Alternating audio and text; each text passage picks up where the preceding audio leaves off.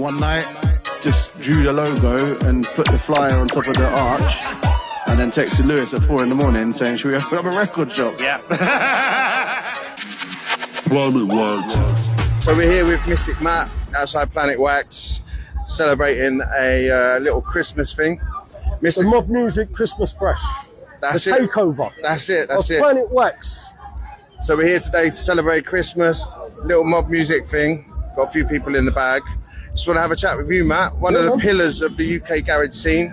Thank you. Over the decades. Your words are kind. I just feel old. That's all that is. No. So over the decades, since the late 90s, you've been bringing us big boy beats. You know, you've pressed some records that are very hard to find. You know, those rare gems that a lot of DJ and collectors have been looking for. Sure. So just want to pick your brain a little bit, sure, understand. So, you know, how's it been? It's been amazing, right? Basically, like, obviously back in the day we had, you know, the original sound when we done it for the first time, and it was, you know, it was fresh, it was new, and now a whole new generation are discovering that sound. And my thought behind the process was, because I haven't pressed records for a little while, the last thing that I put out was Heartbroken by T2. That was 2007. But actual garage music must have been 2003, the mystical dub stuff, do you know what I mean? And the original label, Love, Peace and Unity Recordings, was obviously all done 97, well, it's established really 95, but 97, 98, 99, and then it came to a stop, yeah. But I just thought, I'm hearing a lot of the music because I started to like what I was hearing, it was my thing, do you know what I mean? And I just thought, okay, they're getting it, but it's not quite how it should be. Do you know what I mean? It's different now, isn't it? It's different now. And also because a lot of the youngers are making it, and lucky for me, they've gone right back to full circle, and they found me. I'm grateful, do you know what I mean? So basically, I want to give back. And the way that I could give back is go and dig up my old partner, Just Juice. Yeah.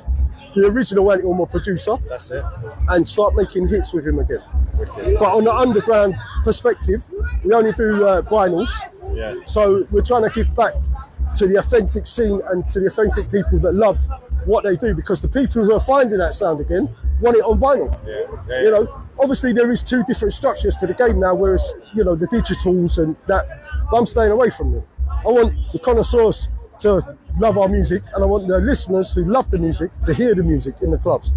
Talking about vinyl, how important do you think vinyl has been throughout the evolution of music? And like, it's instrumental in the evolution of music, because it's a completely different feel when you touch vinyl and play vinyl for the first time. I mean, the reason they call me Mystic Dubplate Matt, I got hold of a dub plate one day and I smelt it.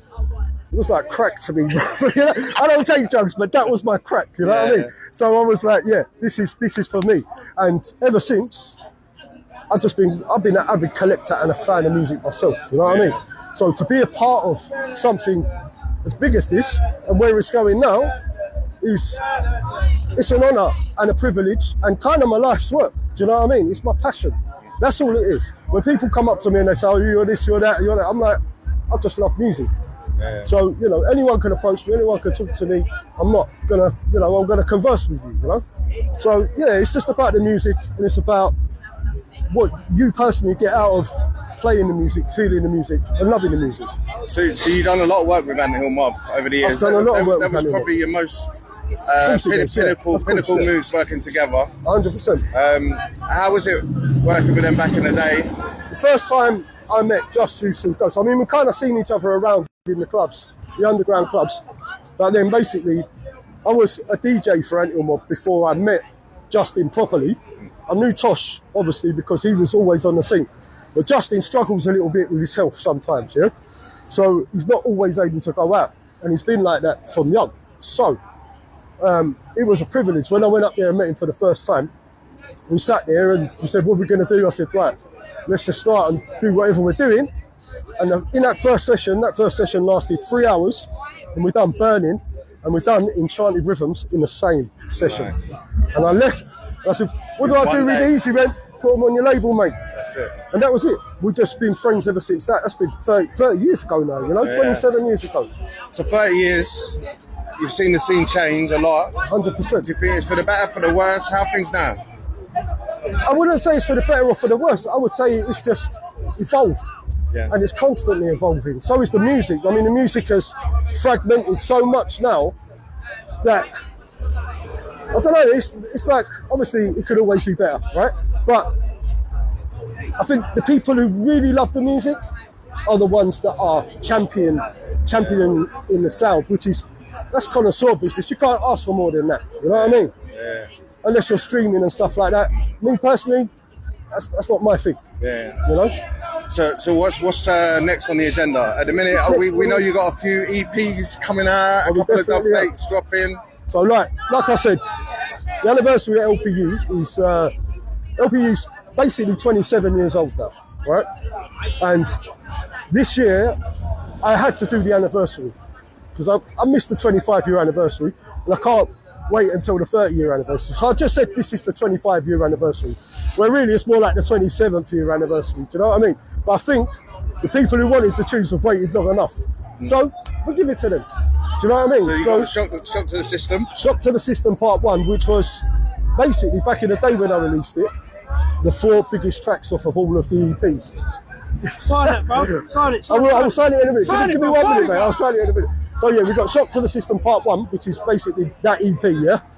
Then we got Shock to the System Part 2, which is the remixes of that EP, and a bonus track that never got released from 30 years ago, called Better Love.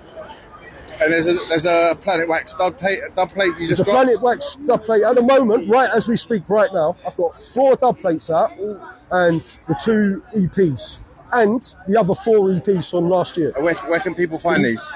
Well, the Wacky Racers are a collection. If you see them, they've got the characters of the Animal Mob on there. But we changed the name because obviously Tosh died, Yush, the singer. And we wanted to pay homage to him, but in a different way. We didn't want to carry on like we were just moving on without him. So we just conformed. We call it Mobb Music now. And basically, you can find all of our exclusive vinyl releases through DNR Vinyl exclusively. That is the only place you're going to find them. I don't deal with anyone else. If you want them, that's where you've got to holler. You've got to holler Dan at DNR Vinyl, yeah? And he will deal with it for you, yeah? Basically, yeah, and if you want the dubs, you can holler at me on my Instagram, which is at DJ Mystic Dubplate Matt, and my TikTok as well, but I don't really answer my TikTok, but I live stream a show on my TikTok and my Instagram, and I do radio on Pure FM, which is owned by Pure Garage, on a Thursday night, 8 till 10, each and every Thursday, the Mobb Music Takeover. Be there, enjoy the music, love, peace and unity, Mr. Come Gone, yeah? Wicked. Thank you, brother. Love, come on, man. One night, just drew the logo and put the flyer on top of the arch, and then texted Lewis at 4 in the morning saying, should we open up a record shop? Yeah. Planet Wax.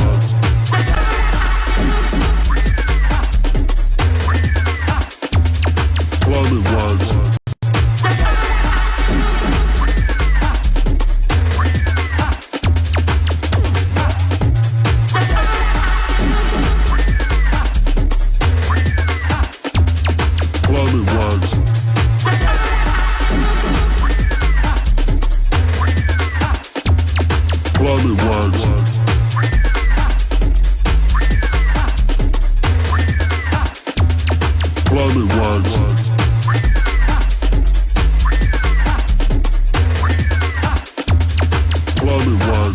It happened quite quickly. It was long and it was hard, but the wheels were in motion, you know.